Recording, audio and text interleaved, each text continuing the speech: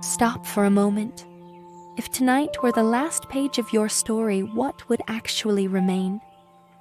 Not the emails you have yet to answer, not the goals still circled on your calendar, not the image you tried so hard to maintain, not the arguments you replay in your head. What would remain when all the noise falls away? What cannot be taken by time, by loss, by the closing of a door? We often live as if we have forever. We carry our worries as if they will still matter 100 years from now. We clench our fists and rush through our days, believing the weight we carry is the weight of the world. But if you pause, even for a moment, you begin to notice how quickly the scenery changes. A childhood summer, a distant goodbye, a memory from 10 years ago that feels like yesterday. It all passes in the blink of an eye. We are not owners of time. We are travelers passing through a brief season. And yet, within that brief season, entire worlds unfold.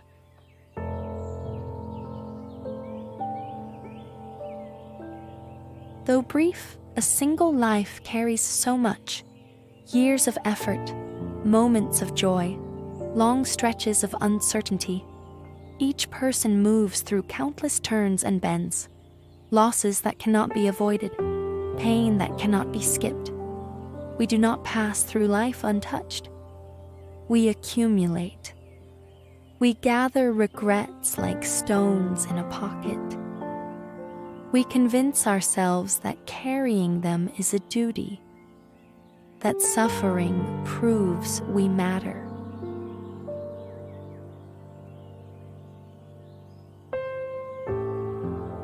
We carry absence, we carry grief, we carry memories that stay longer than we expect. To live is to lose.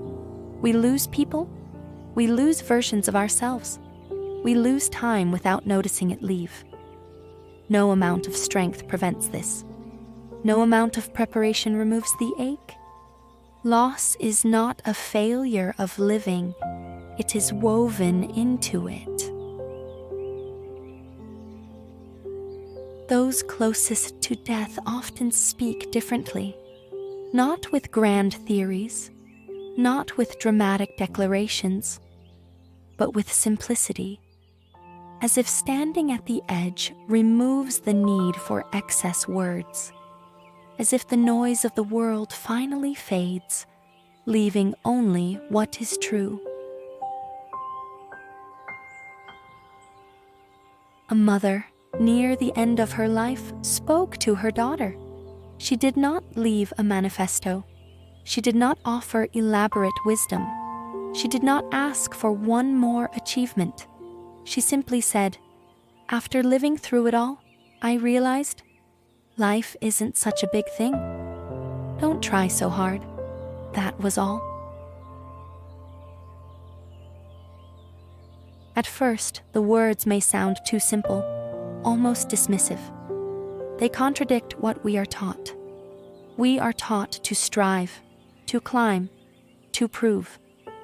But simplicity often holds the deepest truth. She was not saying life has no meaning. She was saying we add too much weight to things that already pass, that we exhaust ourselves trying to hold what cannot be held.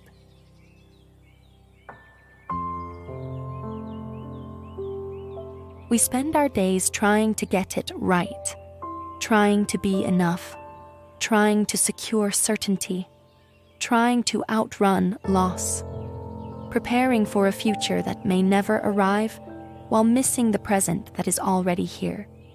Perhaps life was never asking for perfection. Perhaps it was only asking to be lived with presence, with softness, with fewer clenched fists. A human life is brief, but brief does not mean insignificant. It means precious without being heavy. You do not need to carry everything. You do not need to understand everything. You do not need to prove your existence at every turn. You're allowed to move gently through your days. In the face of death, what remains is not achievement, not status, not struggle. What remains is how tightly we held life, or how softly we let it pass through us. What remains is how much room we made for love, and how much room we made for forgiveness, especially for ourselves. If there is one thing to remember, life is not meant to be endured with clenched teeth. It is meant to be lived, just as it is, imperfect, fleeting, and enough.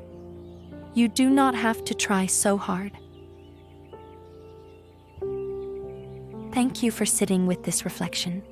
Another quiet space will be here whenever you need it.